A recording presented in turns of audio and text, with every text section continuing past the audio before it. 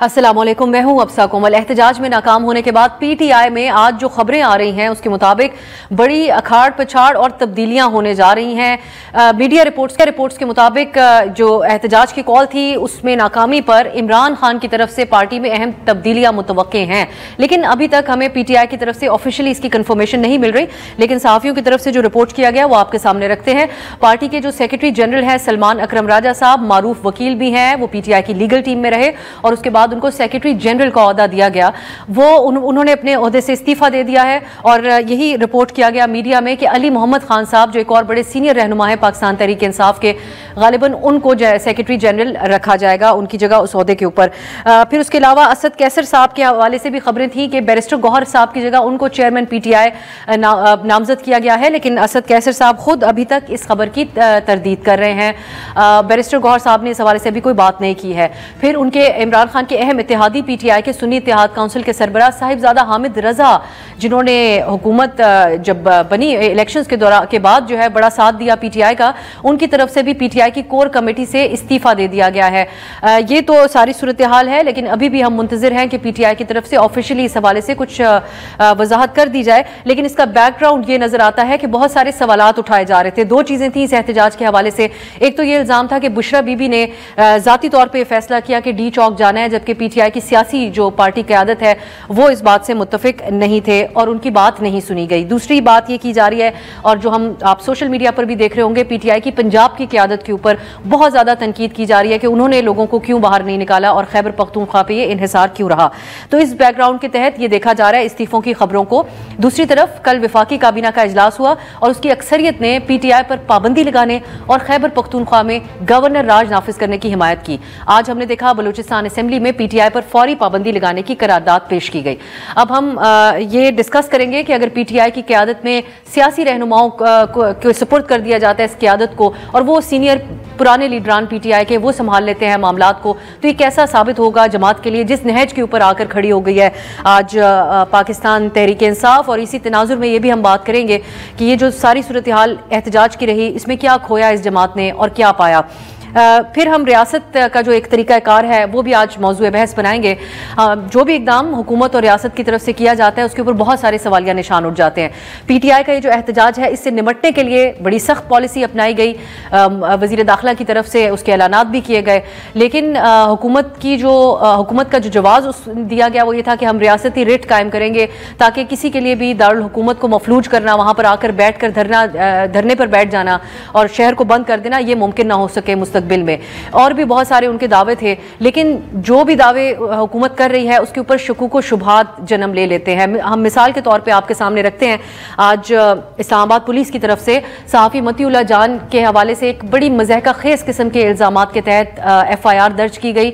वो गिरफ्तार हैं और बज़ाहिर ऐसा नज़र आता है कि ये जो मुकदमा है, ये जो इल्ज़ामात उनके ऊपर है वो तो बहुत मज़हका खेज़ हैं, लेकिन नज़र ये आता है कि उनसे मसला यही हो सकता है कि वो इस एहतजाज को कवर कर रहे थे और हुकूमती मौक़िफ़ जो जानी नुकसान के हवाले से था सिविलियंस के, उसके मुखालिफ बात कर रहे थे और उसको डिनाई कर रहे थे जो हुकूमत दावे कर रही है। हुकूमत का आज की तारीख तक यही दावा है कि किसी किस्म का कोई जानी नुकसान नहीं हुआ, लेकिन बैनुल अक़वामी मीडिया की अगर हम बात करें तो यहाँ आलमी जो बरतानवी खबर रसां इदारा है द गार्डियन अखबार है, उनके मुताबिक इस क्रैकडाउन में फायरिंग से 17 सिविलियंस की अमवात हुई और BBC भी जो है वो सिविलियंस को निशाना बनाए जाने के हवाले से खबर दे रहा है, लेकिन हुकूमत मुकम्मल इन दावों की तरदीद करते हुए कहती है कि कोई एक जानी नुकसान भी नहीं हुआ सिविलियंस का। तो क्या करना होगा हुकूमत को कि कुछ वजाहत सामने आए इन इल्ज़ामात के हवाले से, और फिर जो रिपोर्टिंग कर रहे हैं उनके लिए जिस किस्म की मुश्किलात हो रही हैं वो भी हम प्रोग्राम के अंदर डिस्कस करेंगे कि एग्जैक्टली कितना जानी नुकसान हुआ, ये सामने आना कितना ज़रूरी है, इस पर बात होगी। आज के प्रोग्राम में हमें ज्वाइन कर रहे हैं हफीजुल्लाह नियाजी साहब, सीनियर कार हैं। हमें शहजाद इकबाल साहब ज्वाइन करेंगे, अभी सीनियर सहाफ़ी तज्ज़ियाकार हैं। मुनीज़ जहांगीर साहब अभी हमारे साथ हैं, आप सीनियर सहाफ़ी हैं और मायनाज सहाफ़ी हैं और शरीक चेयरपर्सन हैं human rights commission of Pakistan की। बहुत बहुत शुक्रिया आप तीनों का। मैं हफीजुल्लाह नियाजी साहब आपसे आगाज़ करना चाहूँगी। जो हमारे पास अभी इत्तलात है वो PTI की सियासी क़यादत के हवाले से, अगर न्याय साहब तक मेरी आवाज़ जा रही है तो न्याय साहब, आपके ख्याल में अगर ये क़यादत जो सलमान राजा साहब और वकला के ऊपर मुश्तमिल थी, उनमें से इस्तीफ़े सामने आते हैं, पुराने लोग टेक ओवर करते हैं, ये इस वक्त जहां PTI मौजूद है इस एहतजाज के बाद, कैसा उसके लिए साबित हो सकता है? मेरा ख्याल है जी कि पहले तो शुक्रिया आप साहब। मेरा ख्याल ये है कि ये कोई अनहोनी नहीं हो रही। इस तरह के एहतजाज जब आप जिनमें खुद एक बहुत बड़ी हाइप क्रिएट करते हैं और उसको फिर आप आखिरी कॉल और उसकी जो मैनेजमेंट है, परसेप्शन मैनेजमेंट है, वो उसका बिल्कुल एक पूरा आपने मेन स्ट्रीम मीडिया कैप्चर कर रखा था। हमारे तो गले बैठ गए पिछले 8-10 दिन से इस एहतजाज के इस्तकबाली जो है के ऊपर अपनी गुफ्तगू करते हुए, और जिसको कहना चाहिए हर तरीके से इसको जो है उन्होंने इसको तज़ीन व आराइश की, और इसको मीडिया का, सोशल मीडिया की तो खैर बात ही कुछ और है। जब इसके बाद जब वो एहतजाज अपने मकासद पूरे नहीं कर पाता तो लामुहाला यही रिएक्शन आता है, और पार्टियों के अंदर इसी तरीके से तोड़ फोड़ और बाहमी इफरात तफरी, लड़ाई झगड़े अभी कुछ भी नहीं है। अगले आप 2, 4, 5, 7 दिनों में तहरीक इंसाफ जो है वो इसमें मजीद आप देखेंगे कि ये जो है अभी तो इल्ज़ाम लग रहे हैं और कुछ ने उनके, और जो तहरीक इंसाफ को जो अपना सोशल मीडिया जो पूरी जो है अरसा हर उस बंदे के खिलाफ अनलीश रहा जो कि उनके ऊपर तनकीद करता था। अब आपको कहते हैं ना कि आप जब जो इस तरह की चीज़ें जब ढालते हैं, प्लानिंग करते हैं और गोज अराउंड कम्स अराउंड, या क्या कहना चाहिए कि chickens are coming home to roost, तो इसमें सिर्फ ये हुआ है कि अब वो मीडिया जो है उनके बिल्कुल दुआले है, चाहे उनके लीडर्स हैं, चाहे उनके आप ये कह लें कि कोई अहदेदारान है, वज़ीर आला है। और इसमें एक और अनहोनी बात यह है कि ये एहतजाज इमरान खान साहब ने बड़े ही अजीबोगरीब तरीके से इसको प्लान किया है या इसको लॉन्च किया है, और वो उन्होंने अपनी बहन और अपनी बीवी के जरिए कराया है। ये इसको इस एहतजाज को तहरीक इंसाफ की लीडरशिप तो सेकंड करती रही। पहले उन्होंने कहा जी हम खान साहब से बात करेंगे, गौर अली खान कह रहे थे हम जाएंगे, फिर उन्होंने कहा जी खान साहब को जो डिसीजन आप मान लेंगे, तो साफ पता चलता था कि वो हाफ हार्टेडली से एहतजाज के साथ थे। लेकिन जो आपने अपने जो स्टैंडर्ड थे इतने ऊंचे सेट किए हुए थे इमरान खान साहब ने, और वो अचीव ना होते जो नहीं होने थे, तो इसका जो है यही नतीजा निकलना था जो तहरीक इंसाफ निपट रही है। मैं भी आगे आपसे जरूर इसके मजीद बात करती हूँ कि ज्यादा रोल किसका रहा ये जो सिचुएशन पीटीआई के लिए बनी। मुनीज़े, आपके ख्याल में अब क़यादत जो है पीटीआई की, उनके हवाले से भी ये खबरें थी कि उनको एतराज है कि हमारी नहीं सुनी गई और बुशरा बीबी ने तमाम फैसले किए जिसके नताइज निकले। दूसरी तरफ हम अगर देखें जो पीटीआई के सपोर्टर्स हैं उनका सेंटिमेंट वो भी बहुत ज्यादा गुस्से में है पंजाब की पीटीआई की क़यादत पर। यह भी सवाल किया जा रहा है कि पंजाब से लोगों को क्यों नहीं निकाला गया, और कुछ लोग तो इवन अली मोहम्मद खान साहब जो बड़े पुराने पीटीआई के सीनियर लीडर हैं उनके हवाले से भी शुकूक व शुबहात मैंने बहुत से लोगों को करते हुए देखा, पीटीआई के सपोर्टर्स को। आपकी नजर में ये जो इस्तीफों की खबरें आज सामने आ रही हैं ये क्या जाहिर कर रही हैं? पहले सबसे पहले अफसा मैं तो मुजम्मत करना चाहूंगी जिस तरीके से मतीउल्लाह जान साहब को पहले उनको अबडक्ट किया गया, उनको बगैर किसी वारंट के, बगैर किसी एक्यूजेशन के उनको उठाया गया और फिर उनको इलीगल डिटेंशन में रखा गया और फिर उनको प्रोड्यूस किया गया। तो इसकी हम सख्त मुजम्मत करते हैं। मेरा ख्याल है तमाम सहाफ़ी बरादरी और human rights commission of Pakistan इसके ऊपर कह चुका है कि हुकूमत को इनको अनकंडीशनली और फिल फॉर इनको छोड़ देना चाहिए, और तमाम जो गलत इल्ज़ामात उन्होंने उनके पर लगाए हैं, जो पूरे मुल्क को पता है, सब जानते हैं कि मतीउल्लाह जान कौन है, उनके गाड़ी के अंदर इस तरीके से आइस प्लेस कर देना और उनके ऊपर इल्ज़ाम लगाना कि उन्होंने पुलिस वालों के ऊपर तशद्दुद किया, ये वाकई में मज़ाया खेज़ है और उनको ये इल्ज़ामात वापस लेने चाहिए। दूसरी बात मैं ये ज़रूर कहना चाहूंगी आज कि देखिए पीटीआई ने क्या किया या क्या नहीं किया वो एक अलग बहस है। अस्पतालों में हम रिपोर्टिंग करते रहे उस रात जिस रात को ये शूटिंग की गई और टीयर गैस की गई, और मैं आपको खुद से कह सकती हूँ जो अपनी जिंदगी के अंदर, अपनी पूरी जिंदगी के अंदर करते हुए ये मनाजिर नहीं देखे इस्लामाबाद के। हाँ, बलूचिस्तान में ऐसा होता है, वज़ीरिस्तान ऐसा होता है, मगर आज इस्लामाबाद कैपिटल में भी हमने देख लिया। जी मुनीज़े, अब बता रही हैं शहजाद हम पहले अब रियासत के रद्द-ए-अमल पे ही बात कर लेते हैं, फिर पीटीआई के हवाले से बात करेंगे। वो अपना आंखों देखा हाल बता रही हैं, बहुत से और भी जर्नलिस्ट जो कवर कर रहे थे उन्होंने भी बहुत गैर मामूली हालात तो देखे, लेकिन एग्जैजरेशन भी हमने बहुत देखी। पीटीआई ने ऑफिशियली जो नंबर बताया शोहदा का वो सोशल मीडिया के ऊपर कहाँ से कहाँ पहुँच गया, किसी ने 400 लोग कहे, लेकिन एक इंसान का जानी नुकसान भी पूरी इंसानियत के कत्ल के बराबर ही है। शहजाद साहब, आप रियासती रद्द अमल को कैसे देखते हैं? अब जो तनकीद है हुकूमत के ऊपर, लेकिन उनका जवाब सिर्फ ये है सिंपली कि कोई हलाकत नहीं हुई, तो कैसे इसकी वजाहत करें होनी चाहिए? अब साहब बहुत शुक्रिया, लेकिन सबसे पहले मैं भी मजम्मत करना चाहूंगा जिस तरीके से आज पहले अगवा किया गया साफी मतीउल्लाह जान को और इसके बाद एक फ्रिवलेस केस उनके ऊपर बना दिया गया है कि आइस के नशे में उन्होंने गन तान दी किसी पुलिस वाले के ऊपर और पुलिस पिकेट पे उन्होंने गाड़ी चढ़ा दी। मेरे ख्याल से बहुत ही बोगस और बेतुके इल्जाम लगाए गए हैं और ये मैं सरप्राइज नहीं हूं इन इल्जामात से, क्योंकि अगर आप पिछले 1-1.5 साल में देखें तो ये FIR उस तमाम जो कार्रवाइयां हुई है उसका एक खुलासा ही है। ये कोई पहली FIR नहीं है किसी सहाफी के खिलाफ जो इस तरह के बेबुनियाद इल्जाम लगाए गए हों। अभी रीसेंट पास की बात कर लेते हैं, ज्यादा पीछे नहीं जाते। पिछला जो एहतजाज था, अलीमा खान साहबा उनकी बहन डी चौक में मौजूद थे, उनके ऊपर बारूद रखने का केस बना दिया गया, टेररिज्म की दफात लगा दी गई उनके ऊपर। अभी ईमान मजारी साहबा जिन्होंने बैरियर हटाया, जो इल्जाम था उसी पे केस बनना चाहिए था, उनके ऊपर भी दहशतगर्दी का इल्जाम लगा दिया। तो मेरे ख्याल से जो पिछले कुछ अरसे में हमने हालात देखे हैं जहाँ पे हुकूमत स्टेट जो है वो बोगस केसेस बना रही है, ये उसी का एक खुलासा है। और मैं हैरान इस बात पर हूं कि PMLN के कुछ लोग और स्पोक्स पर्सन आज कह रहे हैं कि मतीउल्लाह जान कौन सा साफी है, वो तो झूठी खबरें चलाता है। अगर किसी खबर पे एतराज था तो अब आपके पास पीका का कानून है, आप उस कानून के तहत पहले ये कार्रवाई तो करते कि खबर झूठी है या सच्ची है। लेकिन आज वो PMLN उनके ऊपर इल्जामात लगा रही है कि वो साफी नहीं, वो तो एक झूठे साफी है। शहबाज शरीफ साहब ने उस वक्त मजम्मत की थी, ट्वीट किया था मतीउल्लाह जान के ऊपर जब इमरान खान के दौर में वो अगवा हुए थे। मरियम नवाज ने उनके ऊपर ट्वीट किया था, तो सडनली आप मानने से इनकार कर देते हैं कि मतीउल्लाह जान जो है वो साफी है। असद तूर, मुझे याद है जब उनके ऊपर हमला हुआ था इमरान खान के दौर में, तो चीफ जस्टिस काजी फाइज ईसा जो बाद में चीफ जस्टिस बने उस वक्त जज थे, वो गए, PDM की पूरी क़यादत उनके घर गई। आज वो कहते हैं कि नहीं वो तो साफी नहीं है, वो तो यूट्यूबर है। जी जी, पूरी PDM की क़यादत उनके गई, आज वो कहते हैं कि वो तो साफी नहीं है, वो तो यूट्यूबर है, वो तो झूठ बोलते हैं। तो मेरे ख्याल से ये बड़ी ही रिडिकुलस किस्म की इस वक्त FIR जो है वो साफी पे काटी गई है और उसको फौरन वापस देना चाहिए।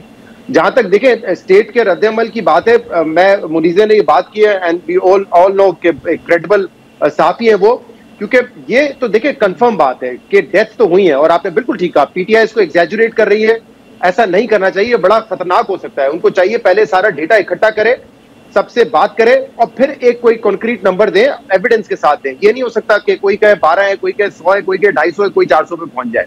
तो लेकिन कैजुअलिटीज हुई हैं, इसमें हुकूमत की जिम्मेदारी है, क्योंकि हुकूमत इस वक्त झूठ कह रही है कि कोई हमने बुलेट फायर नहीं किया। जो फैक्ट्स हैं वो इसके कॉन्ट्रडिक्टरी हैं। वो कह रहे हैं कि कोई कैजुअलिटी नहीं हुई, फैक्ट्स इसके कॉन्ट्रडिक्टरी हैं।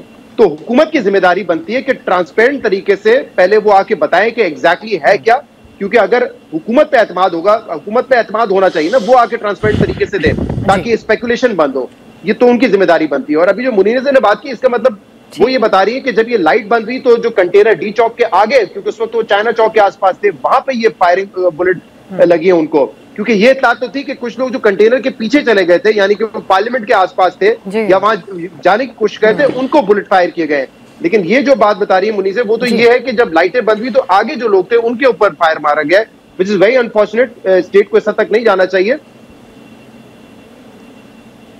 ठीक, अब न्याई साहब, अब आप भी कुछ रियासत ने जो रद्द अमल दिया उसके ऊपर बात कीजिए।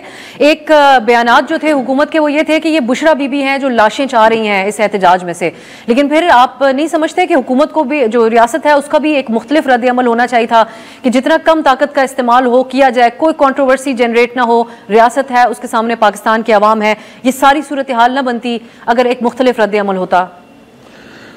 अब सब पहले तो मेरा ख्याल था कि आप शायद, मुझे लगा ये कि मतीउल्लाह जान के ऊपर ज़रूर एक क्वेश्चन ऐसा से रखेंगी, तो इसलिए मैंने उससे थोड़ा सर्फ नज़र रखा है। मैं इंतहाई मजम्मत करता हूँ, बहुत मजम्मत करता हूँ मतीउल्लाह जान से। जो है मेरा ख्याल है कि जिस तरह एग्रेसिवली वो अपनी जो प्रोफेशन को आगे चला रहा है, तो ये बड़ा मुश्किल होता है। हर वक्त ताकतवर लोगों से दुश्मनी लेना, बंदा कई दफ़ा थक जाता है, एग्जॉस्ट हो जाता है। लेकिन मतीउल्लाह जान कंसिस्टेंटली, और दूसरा यह है कि उसने मेरे बेटे के लिए जिस तरीके से वेहेमेंटली क्लियर कट प्रोग्राम के अंदर भी, प्रोग्राम के बाहर भी, वीलॉग में भी आवाज़ उठाई है। मैं तो उसका वैसे ही ज़ाती मशकूर हूँ और मुझे इंतहाई अफसोस हुए। और आखिरी बात यह है कि हमारी रियासत कब सीखेगी किन किन हथकंडों से। हकीकत यह है कि मतीउल्लाह जान की जो वर्थ है, या हामिद मीर पे कोई हमला हुआ है, या किसी तरह के जो हमले होते हैं जिन जिन सहाफ़ी भी हुए हैं, देखिए उनका पूरा इंटरनेशनल स्टेचर कितना बड़ा हो गया है। तो क्या फ़ायदा, आपने जब असदूर को पकड़ा तो असदूर जो था वो जब अब बिल्कुल एक गुमनामी का में तकरीबन था, क्योंकि बड़ा नौखेज नौजवान था, अपना एक तरीके से अपने आप को इंट्रोड्यूस करा रहा था। आपने उसको पकड़ के और उसको पूरे पाकिस्तान के अंदर वो एक बड़ा एक जानी पहचानी शख्सियत है। और तो ये वो हथकंडे हैं जिसके मेरा ख्याल है कि जब ताकत होती है तो हम दिमाग को छुट्टी पे भेज देते हैं। हमारा ख्याल है इसकी ज़रूरत नहीं है कि दिमाग ने शायद हमें कोई ऐसी बात ना बता दे जिससे हमारी ताकत जो है वो अपने इस्तेमाल में से महरूम रहे। बाकी रहे जी, देखिए तहरीक इंसाफ का जो मसला है ना, ये बहुत अनफॉर्चुनेट है। बिल्कुल आपने सही कहा, बिल्कुल मेरे साथियों ने सही कहा कि आप किसी का एक को कत्ल करें, दो को कत्ल करें, किसी जुलूस के अंदर जो गोली है ना, ये चलना बड़ी मुश्किल की बात होती है। लेकिन ये जो ख़ास चीज़ है ना, इसमें एक बड़ी आपको चंद चीज़ें नज़र आएगी। आप एक ख़ास सूबा है, एक सूबाई हुकूमत आई है और आगे वफाकी हुकूमत है, इसको भी चलो नज़रअंदाज कर दें। ये बड़ा कम हुआ है कि कोई एक सूबाई हुकूमत जो है वो एक वफाकी हुकूमत के ख़िलाफ़ होता ही है। पोलिटिकल उसकी ग्राउंड होते हैं, डिफरेंसेस होते हैं और वो उसकी वजह बना के और वो उसके जलगार करें। लेकिन जाने से पहले अभी ये उसके खदो खाल जो है वो बन रहे थे 24 नवंबर के किसके एहतजाज होना चाहिए, तो आपने कह दिया है कि हमने कफन बांध लिए हैं, भले से तड़ी हों, भले से बड़के हों, लेकिन अब कह दिया कि हमने कह दिया हमारे जनाजे पढ़ लो। तो ये जो वर्कर होता है ना, वो अजीब और गरीब उसकी एरिया होती है। मैं खुद तो एक स्टूडेंट एक्टिविस्ट रहा हूँ 70s के अंदर, बहुत ही जिसको कहना चाहिए राउंड द क्लॉक पूरे 10 साल जो है एक्टिविटी की है, नजरियाती वर्कर रहा हूँ। तो मुझे पता है कि जी जब लीडर थोड़ी सी शय देता है तो वर्कर जो है फिर अपना ही एक चीज निकाल लेता है कि अच्छा फिर मैं इनको टकरूंगा जाके। अब जिस तरीके से वेपन उनके अंदर उसके पास पाया गया उस सूरत में, उसको भी छोड़े। जब ये अटक से आए तो इनको स्पेस दी गई। ख्याल मेरा ये था और तकरीबन बहुत सारे एनालिस्ट का मेरे साथ बैठे थे कि उनको शायद अटक पे रोक लिया जाएगा ताकि इस्लामाबाद ना आए ना जाए। वहाँ पे पुलिस ने को ये कहा गया था, जो आज आपने प्रेस कॉन्फ्रेंस सुनी होगी, पुलिस ऑफिसर्स की, अटक वाल के भी बैठे थे, रावलपिंडी के भी, इस्लामाबाद के भी, उन्होंने कहा हमने स्पेस दी, इन्होंने हमें गोली मारी। ये गोलियां उनकी तफसील है कि किसी की गर्दन में लगी हुई है, किसी के बाजू में लगी हुई है गोलियां। ये गोलियां चल चुकी थी 2 दिन पहले अटक के अंदर। फिर जब इसके साथ और ये पता चल गया था कि इनका वेपन है, उनकी चूंकि हर जलसे जुलूस के अंदर इंटेलिजेंस के अपने लोग जो हैं उनकी पेनिट्रेशन होती है। अगर नहीं हो तो नालायक इंटेलिजेंस एजेंसी है, अगर वो आपके अंदर पेनिट्रेट नहीं करती, हर तबके के अंदर हर प्रोफेशन में पेनिट्रेटेड होती है। जब वो आई तो उन्होंने रिपोर्ट की कि यहाँ तो जो ball bearing as good as बंदूक गुलवाइल के ऊपर अब शॉट में डालें तो बंदा मर जाता है। हमने मैं बस 2 बातें कर लूँ। एसपी जुनेजो का हमने देख चुके थे 2014 में। फिर तहरीक इंसाफ का एक वायलेंस का बैकग्राउंड आ रहा है। मैंने नहीं देखा कि पाकिस्तान की तारीख में कोई पार्टी इस तरीके से होता होगा थोड़ा बहुत, लेकिन इस तरीके से वायलेंस जो है पार्टी के अंदर इनकॉर्पोरेट करके आना। और आखिरी बात डी चौक, आखिरी बात, ये बड़ी जरूरी बात है, मैं कंक्लूड कर रहा हूँ। जब वो डी चौक में आए थे तो ये गोलियां ना चलना जो है ना, मेरे हिसाब किताब से नामुमकिन था। मरता कौन? या हुकूमत के लोगों ने मरना था या तहरीक इंसाफ ने मरना था, क्योंकि आप वो सारी हदें क्रॉस करते टॉप तक डी चौक तक पहुंच गए। और अगर आपको चले मैं यही बात आगे लेके जाऊंगी। अब न्याई साहब, ये जो आप बात कह रहे हैं ये मैं लेके जाती हूँ आगे मुनीज़ा साहिबा की तरफ, लेकिन ये भी ऐड करते हुए, क्योंकि हम मतीउल्लाह जान साहब के हवाले से बात कर रहे थे, हुकूमती हलकों के अंदर से भी इसके ऊपर सवाल उठ गया। राना सनाउल्लाह साहब जो है उन्होंने अपने बयान में कहा है कि एक तो जिस किस्म की FIR दर्ज की गई है इसके ऊपर IG साहब से जवाब तलबी होनी चाहिए और जिसने ये FIR दर्ज की उसके खिलाफ भी इंक्वायरी होनी चाहिए।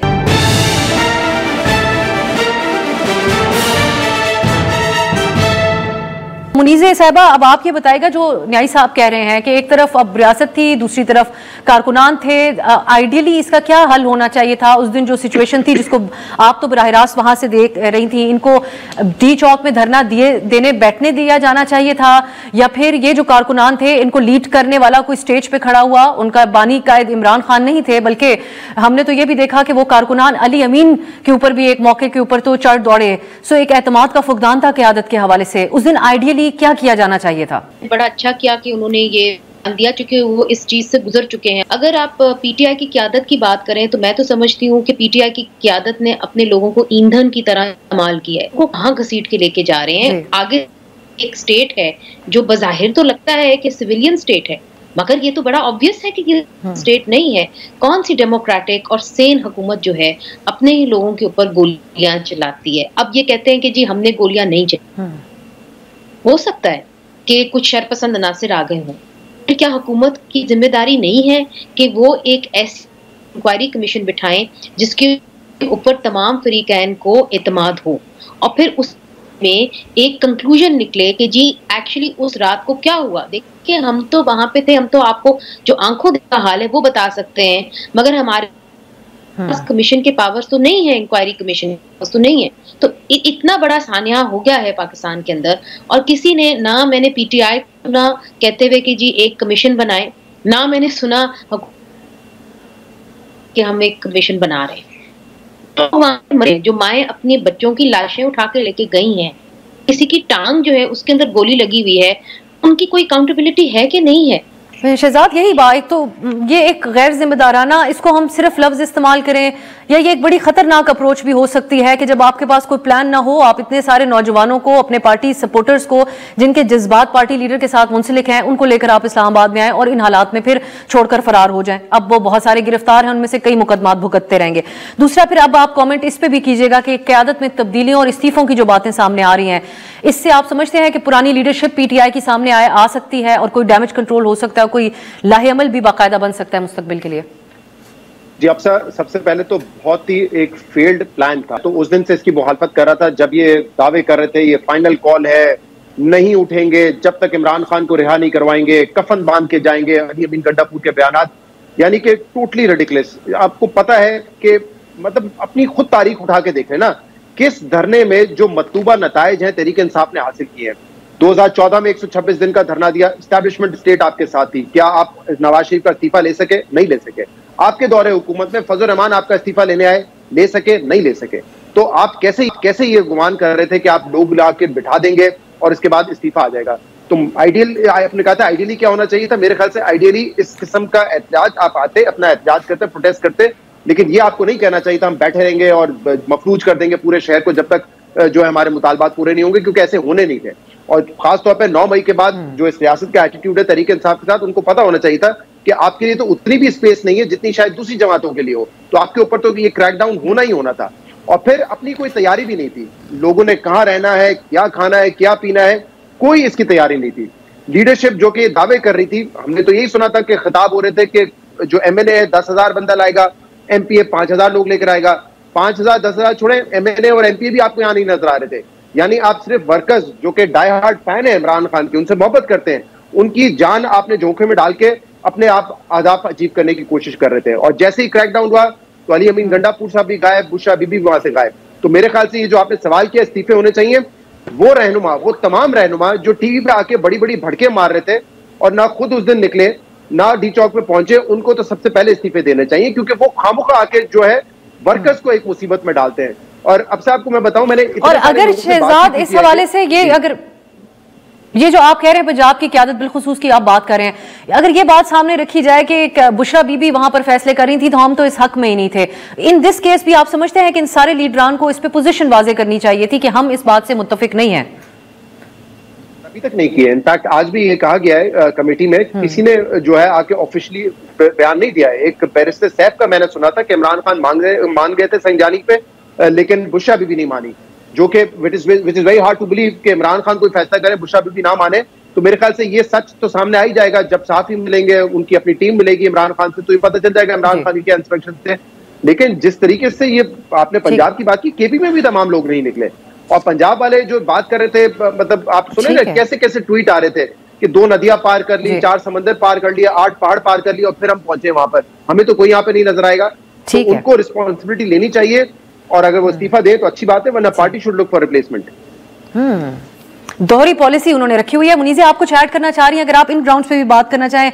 पीटीआई हमने एक चीज जरूर देखी और हमेशा से देखी कि एक शख्सियत के गिर्द घूमती पार्टी है। खान साहब की हद पे बात चलती है, लेकिन इतनी बड़ी सपोर्ट बेस होना, बिलखुसूस नौजवानों की जो आपके लिए कुछ भी करने को तैयार हो, लेकिन कोई डायरेक्शन ना होना, किसी एक शख्सियत के ऊपर भी एतमाद ना होना, ये एक चैलेंज भी है इस सियासी जमात के लिए।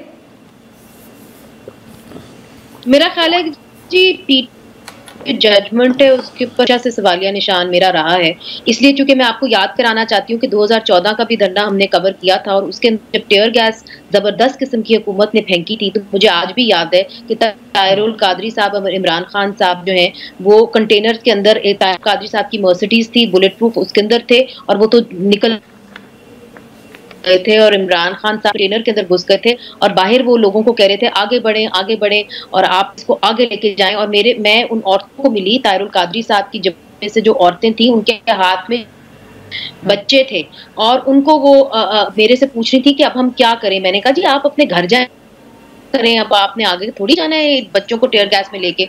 इसी तरह मैंने कल देखा कि वो ट्यूसडे को भी देखा। मैं आपको ये बताना चाहती हूँ कि 12 बजे के करीब ये भी हमने देखा कि वर्कर्स ने बुशरा बीबी और अली अमीन गंडापुर साहब की गाड़ी को घेर लिया और कहा कि अब आप वापस जाएं, डी चौक हमें वापस लेके जाएं, चूंकि से लेके आए डी चौक वापस जाएं। उसके दौरान जो है एक रेंजर्स की गाड़ी आई, वो हवाई फायरिंग कर रही थी, तो मौका मिल गया गंडापुर साहब को और बुशरा बीबी को वहां से फरार होने का। वर्कर्स जो है वो तितर बितर हो गए गाड़ी को देख के और इसी में अली अमीन गंडापुर साहब बीबी की जो वहां से निकल गई। तो मैं तो ये भी सवाल करना चाहती हूँ हुकूमत से कि आप इसके ऊपर भी इंक्वायरी कराएं कि कैसे बुशरा बीबी और अली अमीन गंडापुर साहब जो हैं वो वहां से फरार हो गए। वो खुद पकड़ लिए। तो जो मरकजी मुल्जमान हैं जो लीड कर रहे थे उनको तो आपने पकड़ा नहीं, उनको तो आपने बासानी जो है अपने सारे चेक पोस्टों से निकल कर वापस खैबर पख्तूनख्वा दिया। फिर आप किस किस्म की गेम खेल रहे?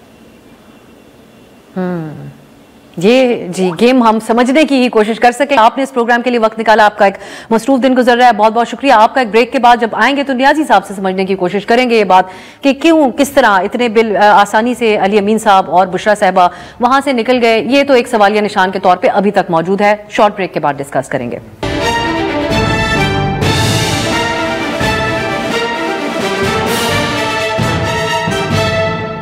ब्रेक के बाद खुश आमदीद। 2 हवालों से बहुत सारे सवालात उठ रहे हैं। पीटीआई ने जो एहतजाज किया, एक तो ये कि कितना जानी नुकसान हुआ, इस हवाले से हुकूमत के दावे बिल्कुल मुख्तलिफ हैं। मीडिया बिलखुसूस इंटरनेशनल मीडिया इसके ऊपर ज़्यादा खुलकर रिपोर्ट कर रहा है। उनके और मुनीज़ा साहिबा जो भी हमसे बात कर रही थी सीनियर सहाफ़ी, वो उनके दावे मुख्तलिफ हैं। दूसरी बात थी कि बुशरा बीबी और अली अमीन जो क़यादत कर रहे थे इस एहतजाज की, वो कैसे यहाँ से फरार हो गए बिल्कुल और बज़ाहिर बासानी।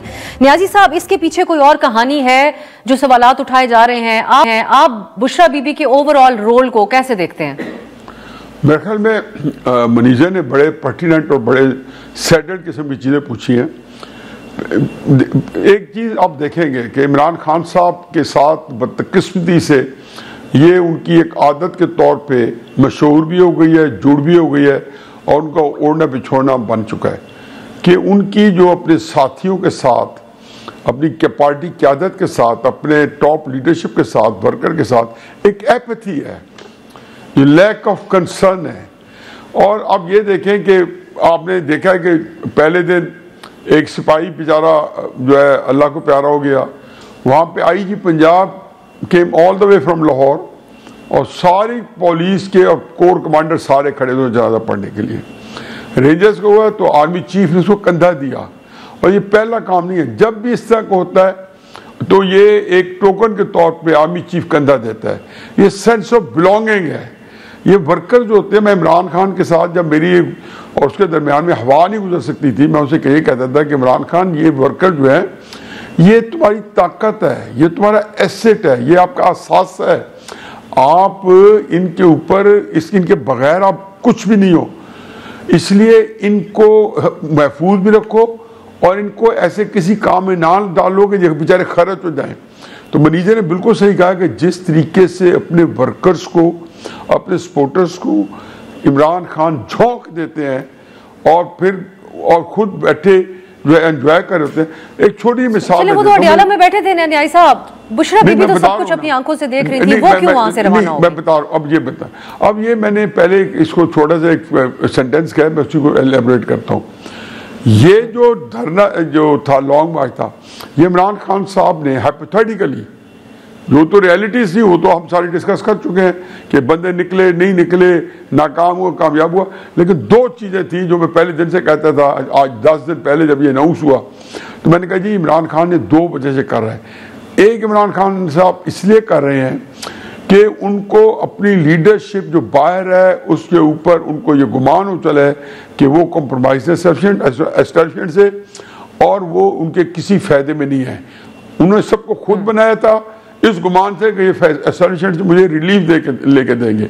अब तो रिलीफ क्या आनी थी, उल्टा उनको लगा कि वो तो एस्टैब्लिशमेंट के साथ मिलके उनको मजीद जेल में रखने के हुनर आजमा रहे हैं। दूसरा, इमरान खान साहब जो थे उनका ख्याल ये था, बिल्कुल राइट ख्याल था, कि मेरी पाकिस्तान में एक बहुत बड़ी स्पोर्ट बेस है और वो समझते थे कि ये लीडर ही हैं जो कि उसके दिमाग में रुकावट है और उसको हम इस्तेमाल नहीं कर पा रहे। तो उन्होंने इस दफ़ा अपनी बुशरा बीबी और बहन के जरिए ये जो इसका ऐलान फरमाया और मेरी बात शर्त रख लें, जैसे मुनीजर ने कहा नहीं कभी बात सामने आएगी, ये कभी बात जरूर सामने आएगी कि इमरान खान साहब के स्टैंडिंग ऑर्डर होंगे कि मेरी तरफ से भी आ जाए ना, तुमने 24 का एहतजाज जरूर करना है। अब उसमें 2 ही चीज़ें थी। एक तो उसी वजह ये होगी कि 24 एहतजाज करके वो समझते होंगे कि वर्कर्स चूँकि दीवाना वार पकड़ाएंगे, और ये भुट्टो साहब के वक्त में भी था, मैं उनकी किताबें पढ़ी, एग्जैक्टली यही सोच थी उनकी कि जब इतनी बड़ी स्पोर्ट बेस है तो क्यों नहीं निकलेंगे। खैर उसकी एक वजह भी होती है कि निकलना चाहिए। हाँ। तो मेरा अपना ख्याल है कि इमरान खान साहब की प्लानिंग ही एक मनफी उसके भी थी, कोई पॉजिटिविटी पे नहीं थी। और फिर जो 3 मुतालबे थे वो पूरे नहीं हो सकते थे। मैं एक बात जरूर कहूँगा, इमरान खान साहब, हकीकत है कि मुझे बड़ा मायूस किया। इमरान खान, आपको एक सुनहरी मौका मिला था कि आप इसको सिर्फ दबाव के तौर पे रखते। एक तो आपकी इज्जत सादात बची रहती, दूसरा आप उनको कहते कि मेरे वर्कर 9 मई के हवाले से, किसी हवाले से अगर किसी हीनियस क्राइम में मुलविस नहीं है उनको आप रिहा करें, मैं 1 हफ्ते की मुलतवी कर देता हूँ। अब आराम से गवर्नमेंट कर देना था, वो दिन को छोड़ने पे तैयार थी। तो अगर वो छुड़ाते तो जो वर्कर्स के लेकिन न्याय साहब आपने बुशरा बीबी को मुखातिब नहीं किया। मैं दोबारा आपकी तरफ आऊंगी शहजाद साहब की, उस दिन बुशरा बीबी की बात करी, चलिए दोबारा आपने जब इस पे जरूर बात कीजिएगा। जो डायरेक्शन दिया वो उसको फॉलो कर रही थी उनको। अच्छा, ये शहजाद साहब एक ख्याल है कि ये जो भी वो कर रही थी वो खान साहब की तरफ से ही बात कही गई थी कि डी चौक पे ही रहना है, लेकिन जिस तरीके से वो गए वहाँ से, इस पे आपका क्या ख्याल है? फरार हुए वो, उनको करवाया गया, उनके लिए स्पेस क्रिएट की गई कि कारकुनान को वो रहमो करम पे छोड़ें यहाँ पर पुलिस के, इंतजामिया के, और खुद चले जाएं। क्या हुआ था ये, इसकी कोई इन्फॉर्मेशन अगर आपके पास हो? जी, एक तो ये न्याजी साहब जो बात कर रहे हैं, मैंने भी यही बात की, मैं इससे इत्तेफाक करता हूँ। इस चीज के मुझे चांसेस बहुत कम नजर आते हैं कि बुशरा बीबी तक इमरान खान के ये वाज़ेह इंस्ट्रक्शंस पहुंचे हों कि नहीं अब डी चौक नहीं संजानी जाना है, और उसको वो ओवर रूल करके डी चौक चली गई हो। मुझे इस बात के इम्कानात कम लगते हैं। हो सकता है स्टैंडिंग ऑर्डर्स हो सकता है इस किस्म के ऑर्डर्स ही ना दिए हो इमरान खान ने, जो पार्टी जिसका दावा कर रही है। तो ये मेरे ख्याल से जो भी हकायक है बहुत जल्द सामने आ जाएंगे। और पार्टी में भी ऑफिशियली तो मेरे ख्याल से किसी ने अब तक ये नहीं कहा है। आई थिंक जो कोर कमेटी की मीटिंग थी शायद उसमें भी कोई ऐसी बात मैंने तो नहीं पढ़ी कि वहां पे सामने आई हो। दूसरा, जो वहां पे बिल्कुल जब आप लेके गए तो वर्कर्स की जिम्मेदारी आपकी होती है। अगर आपने धरना भी देना है तो उनके खाने पीने का क्या इंतजाम था, क्योंकि मैं उस वक्त वहीं पे था, हमारा ऑफिस आपको पता है डी चौक पर ही है। तो वहां पे लोग जो है, कोई बेकरी खुली हुई थी, कोई छोटा होटल खुला हुआ था, ढाबा खुला हुआ था, वहां पे अपने खाने पीने का बंदोबस्त कर रहे थे। और ये वो टाइम था जब क्राउड जो है चाइना चौक पे बड़ा थिन हो गया था, और उसी वक्त जो है गवर्नमेंट ने फिर वहां पे अटैक किया और इस ऑपरेशन को जो है उन्होंने शुरू किया वहां पर। तो मेरे ख्याल से वो इस चीज का वेट कर रहे थे। और जब आप ये दावे करते हैं कि नहीं हम छोड़ के नहीं जाएंगे, हम वहीं पे बैठेंगे, तो ये बड़ा सेल्फिश एक अप्रोच होती है कि आप अपनी बुलेट प्रूफ गाड़ी में बैठे और आप वहां से तो निकल जाएं और पीछे आप लोगों को छोड़ के चले जाएं और पता नहीं उनका फिर क्या हाल हो। सही। और फिर अब चलें एक ब्रेक की तरफ, मुझे जाना है। जब वापस आएंगे तो मैं शहजाद साहब सी पे हम बात करेंगे जो सारा कुछ हुआ। क्या एक जवाब बना दिया गया है कि पीटीआई पे पाबंदी जिसकी बात अभी से कैबिनेट में होने लगी है, केपी में गवर्नर राज, कैसे फैसले होंगे अगर इस तरफ जाया जाता है? शॉर्ट ब्रेक के बाद।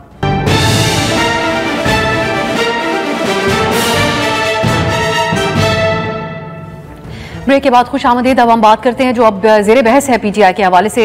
हुकूमत तो बहुत सारी बातें उनको कह रही है, मुफीद मशवरे भी दिए जा रहे हैं, एक फातिहाना अंदाज अपना रही है इस एहतजाज को मुंतशिर करने के बाद। लेकिन हो क्या सकता है मुमकिन तौर पर? शहजाद पहले इस पर आप कॉमेंट कर दीजिएगा।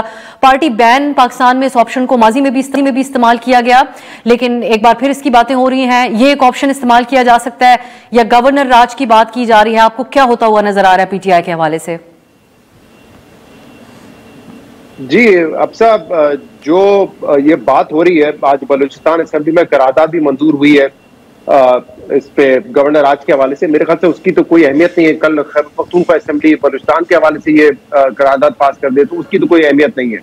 और पार्टी बैन के हवाले से तो मेरे ख्याल से इंफॉर्मेशन मिनिस्टर ने कोई 3-4 महीने पहले या शायद उससे भी ज्यादा प्रेस कॉन्फ्रेंस की थी और अगले दिन फिर खुद हुकूमत आके कह रही थी नहीं हमारा ऐसा कोई प्लान नहीं है। पार्टी बैन करने से माजी में कितना फायदा हुआ है वो भी हमारे सामने है। नेशनल अवामी पार्टी को बैन किया, वो नाम बदल के आ गए, कोई फर्क नहीं पड़ता। तो मेरे ख्याल से वो तो पॉइंटलेस होगा। दूसरा जो गवर्नर राज वाली बात हो रही है, ये कंसिडर जरूर किया जा रहा है और शायद आज जराये से कोई खबर भी आ रही थी कि काबीना की अक्सरियत ने इसकी हिमायत भी की है।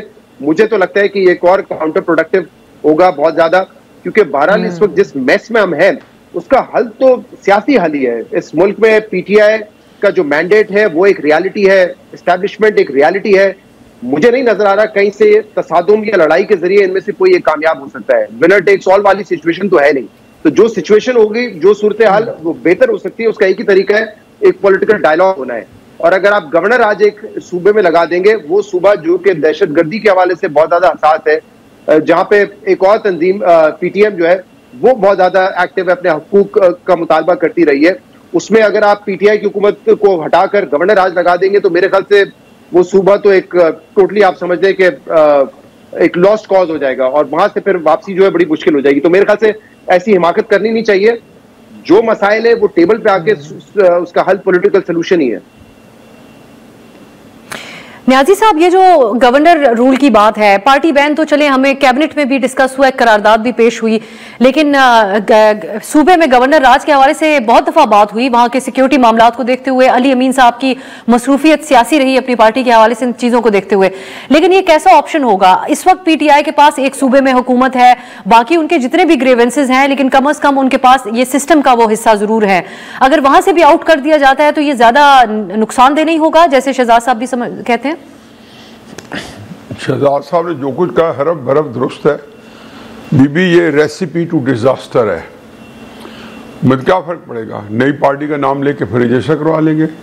सुन्नी तहत कौंसिल ऑलरेडी मौजूद है। देखिए क्राइसिस ये है कि हमारे हुक्मरान जो, पहली ये बात जहन में रखें, इमरान खान ने आज जिस मकाम पे खड़ा है, क्या उसने कश्मीर फतह किया है? उसने तो कश्मीर दिया हुआ था। क्या उस्मान बुज़दार के सुनहरी दौरे हुकूमत ने इमरान खान साहब को ये 4 चांद लगाए हैं? महमूद खान ने उनको ये 7वें आसमान पे पहुंचाया है? क्या उन्होंने जो अपने वादे जो पूरे किए थे उसकी वजह से रिफतें मिली हैं? क्या जो करप्शन इंडेक्स था जो 2013 में रिकॉर्ड नीचे चले गए थे 116, और ये इनका पार्टी का जो था ये एक पोस्टर यही था करप्शन खत्म करना, ये 2022 के अंदर रिकॉर्ड एक 142 पे पहुंच गया था। ये इमरान खान की मकबूलियत जो है इन लोगों की इन्हीं हरकतों की वजह से है। अब इनको ये देखो अल्लाह का निज़ाम है ना, अब इनको ये हजम नहीं कर सकेंगे। इमरान खान साहब आजकल चूंकि एक अजीबो गरीब एक टर्माइल में पूरी तरीके इंसाफ है और तितर बितर हो रही है, उसके अंदर एक इंटरनेसाइन फ्यूड्स हैं, इंटरनल स्ट्राइप्स हैं, झगड़े बाहमी लड़ाई मारकुटाई, अपना मीडिया इनको गंदे उठा गालियाँ देगा, डर्टी लिनट अपनी पब्लिक में धोएंगे। इसको इन्होंने जो समझे कि हमारी शायद गनीमत है, गनीमत नहीं है। आप इमरान खान साहब को फिर वही दे रहे हैं जिस वजह से इमरान खान साहब आज हुकूमत के ब्लंडर्स, एस्टेब्लिशमेंट के ब्लंडर्स, हुकूमत की बदनीयती, एस्टेब्लिशमेंट की बदनीयती, उसकी वजह से यहाँ पहुंचा है। अगर बाजवा बदनीयत ना होता तो इमरान खान साहब को ये मुकाम ना मिलता। अगर ये हुकूमत जो है अपने तौर पे अपने निज़ाम को ठीक करने के लिए, अपने केसेस ठीक कराने के लिए हम मुल्क बचाने आए हैं और हमारे साथ चलो, तो ये वो सारे थे कि आप खाक मुल्क बचाने आए थे, आप अपने केसेस छुड़वाने आए थे, छुड़वा लिए, रावी चैन लिख रहे हैं, सियासत आपने खत्म हो गई है। तो मेरा ख्याल ये है कि अल्लाह करे कि ये ना जाए। इन्होंने पहले भी अनाउंस किया था और वो कहता है कि जी बगैर कुछ किए अपने आप को बदनामी ली थी, फिर ये अनाउंस करके इसका भी इनको बदनामी का एक छोटा सा हिस्सा मिल चुका है इस बात कहने से भी। और लोगों को जहां आप भी बात कर रही हैं और भी बात करेंगे, तरीके साहब इसको मजीद उठाएंगे सोशल मीडिया, तो कहते हैं ना कि आप बगैर गुनाह किए आपने पूरे गुनाह का अजाब झेलने के तैयार हैं।